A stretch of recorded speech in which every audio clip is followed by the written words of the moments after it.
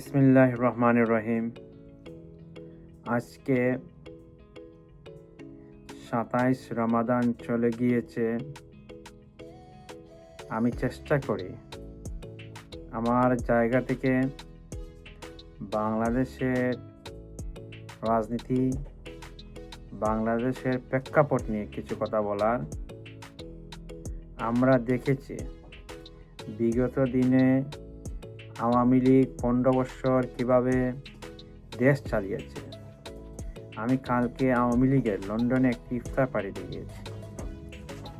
অধিকাংশ লোকই চেনা যায় না। এখন এত আওয়ামী লীগ আর আগে সারা বাংলাদেশের মানুষ নাট্য জগৎ বলেন, ফিল্ম জগৎ বলেন, এমনকি আপনার চাটকারের অভাব ছিল না। এখন প্রোগ্রামে গিয়ে ওই সব লোক আর নাই, হারিয়ে গেছে দিনগুলো, সত্যিকার অর্থে হারিয়ে গেছে। আমি কালকে ইফতার বাড়িতে গিয়ে দেখলাম অনেক নেতা দেশ থেকে পালিয়ে লন্ডনে চলে এসেছে। আওয়ামী লীগের প্রেসিডিয়াম মেম্বার আব্দুর রহমান এসে বলে আমাদেরকে রুখে দাঁড়াতে হবে, এই করতে হবে, সেই করতে হবে। এই জন্য হাসান মাহমুদ একটা অপদার্থ ফরেন মিনিস্টার ছিল, থাকা সত্ত্বেও সে কিছু করতে পারে নাই। সারা নাক তেল দিয়ে শুধু ঘুমিয়েছে। আর শেখ হাসিনাকে বলেছে আপনাকে ক্ষমতা থেকে কেউ সরাতে পারবে না। এই সমস্ত লোকের কারণে আওয়ামী লীগের আজ এই পতন হয়েছে। এই দুর্নীতিবাজ যদি আজকে শেখ হাসিনার যে চাটকারিটা যদি না থাকতো, বা সত্যিকার অর্থে আওয়ামী লীগ যারা করতো, এই যে আব্দুর রহমান প্রেসিডেন্ট মেম্বার আইসা বলে আমরা এই করবো সেই করবো, আরে বেটা তুই কেন লন্ডনে পালিয়ে চলে আসছিস? তুই বাঘের বাচ্চা থাকলে দেশে থাকলে না কেন? এই সমস্ত রামসাকলের কারণেই কিন্তু আওয়ামী লীগের অধঃপতন হয়েছে।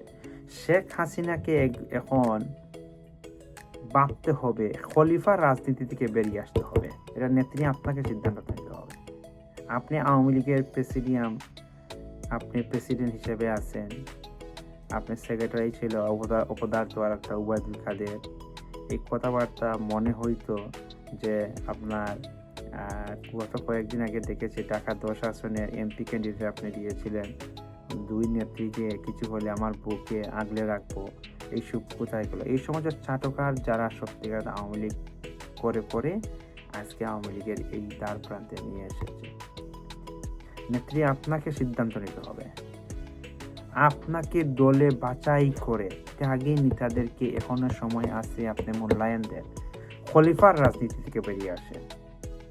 আপনি দল যখন ক্ষমতায় চলে আসে, অমুক আমার চাচাতো ভাই ছিল, অমুক আমার মামাতো ভাই ছিল, অমুক আমার মামাতো ভাইয়ের খালাতো ভাইয়ের জামাই ছিল, তাকে আমি এমপি দিতে হবে। এই সমস্ত রাজনীতি থেকে বেরিয়ে আসলে সত্যিকার অর্থে আওয়ামী লীগ এখনো ঘুরে দাঁড়াবে। আওয়ামী লীগ যে কাজ করেছে বাংলাদেশে, পদ্মা সেতু বলেন, ফাইন্যান্স সেক্টর বলেন, বিভিন্ন সেক্টর বলেন, ইনশাল্লাহ এই কাজ আগামীতে 100 বছরে কেউ করতে পারেনি। সেটা শেখ হাসিনা করেছে। আর শেখ হাসিনা কারা ধ্বংস করেছে? চাটকার আওয়ামী লীগরাই ধ্বংস করেছে শেখ হাসিনাকে। বঙ্গবন্ধুকে 75 যেভাবে চাটকাররা ধ্বংস করেছিল, তেমনিভাবে শেখ হাসিনাকে এই সমস্ত রামসাগল হাইব্রিড মাগা আওয়ামী লীগ দিয়ে ধ্বংস করেছে। আজকে এই পর্যন্ত কথা বলছি। সবাইকে ধন্যবাদ। আসসালামু আলাইকুম। জয় বাংলা, জয় বঙ্গবন্ধু।